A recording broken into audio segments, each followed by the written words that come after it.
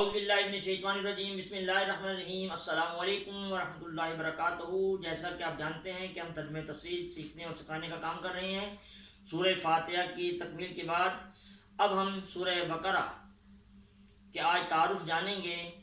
یاد رہے کہ یہ پہلی سورت ہے جسے مدنی سورت کہا جاتا ہے، اور اس کی اہمیت میں یہ بات کہی جائے گی کیونکہ اہل مکہ مشرک و بت پرست تھے، وہی نبوت قیامت وغیرہ کا کوئی تصور ان کے ذہن میں نہ تھا، اور وہ قتل و غارت اور لوٹ مار میں فخر اور لذت محسوس کرتے تھے۔ اسی لیے مکہ معظمہ میں جو صورتیں نازل ہوئی ہیں ان میں عقائد باطلہ اور اعمال فاسدہ کی اصلاح پیش نظر تھی۔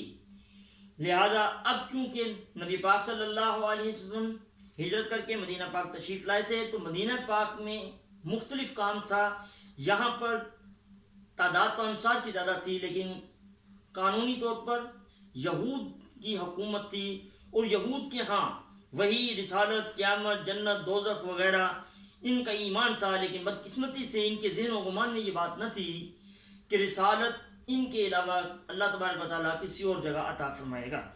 یہی وجہ تھی کہ اس اپنے دوسرے لحاظ سے، یہ دنیاوی لحاظ سے فائدہ اٹھانے کے لیے یہ کام کیا کرتے تھے کہ مختلف واضح جو آیات تھی تورات کی ان کو یا تو تبدیل کر دیا کرتے تھے یا ان کو ماننے سے انکار کر دیا کرتے تھے۔ یہی حالات میں جب نبی پاک صلی اللہ علیہ وسلم مدینہ پاک میں تشریف لائے تو اب یہود تو تلملا گئے، کیونکہ انہیں معلوم ہونے لگا کہ اب ان کی حکومت ختم ہونے والی ہے اور یہاں پر ایک پیارا مذہب آنے والا ہے۔ اور نبی پاک صلی اللہ علیہ وسلم نے اس انداز سے تبلیغ کی کہ اب انصار بے شمار مسلمان ہونے لگے۔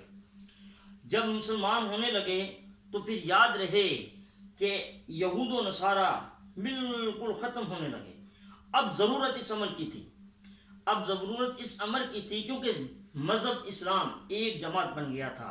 اب اس کی ترقی کے لیے بے شمار جو صلاحیتیں بیدار ہو رہی تھیں، تو ان تمام تر کام کے لیے عالمگیر سیاست کی بنیاد رکھی جانی تھی، جو کہ اس صورت کے اندر واضح طور پر بیان فرمایا گیا ہے۔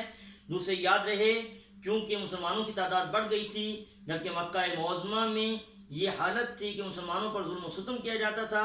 اب اللہ تبارک و تعالیٰ نے بھی مسلمانوں کو کفار سے ٹکر لینے کی اجازت دی اور فرمایا کہ تمام تر فتح یاب تمہاری ہوں گی اور اللہ تمہارے ساتھ ہے۔ دوسرے یاد رہے اسی صورت کے اندر مسلمانوں کے قبلہ کا بھی تعین کیا گیا۔ اب یاد رہے کہ اس صورت میں 40 رکوع اور 286 آیات ہیں، اور جس کے جملے یعنی الفاظ 6031 ہیں، اور اس کے حروف کی تعداد 20,000 ہے۔ اسے مدنی صورت کہا جاتا ہے۔ اللہ ہم سب کو سلامت رکھے۔ وما علینا الا البلاغ المبین۔